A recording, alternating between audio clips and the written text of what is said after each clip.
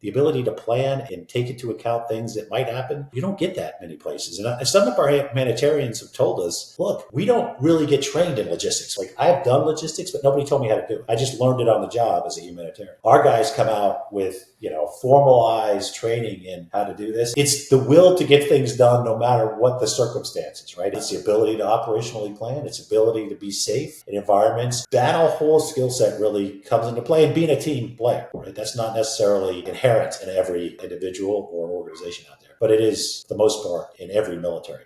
Here's the other part of this I would bring up. Unfortunately, humanitarian issues, crises, are only getting worse. We're not in a period where it's going to subside. All of this is adding up to more crises in the world that need to be addressed, period. Or it's coming to your doorstep. Not just conflicts, but actual environmental crises. And if we don't have veterans doing this effectively or humanitarians, then the U.S. military is going to have to do all this. So I think we're providing a service not only to the people that are getting it, which is only going to get more significant, I think. We're also allowing the folks that would then be called on to do it for sure not to have to do it as much. So we're contributing to a crisis that is going to be addressed by the world, or it's going to come to your doorstep, I think, where it needs to be addressed, which is where they live. Yeah, we're so privileged in the West, right? Not to use another triggering political zeitgeist word, but like we are, and deploy a bunch of times, and then you come home, to America and to the West and to all these things that we have, and it's easy to forget what's happening in other places, right? You're probably not going to forget what happened in the places that you went, but it's easy to forget and to be out of sight, out of mind with what's happening in other places in the world and these emerging conflicts and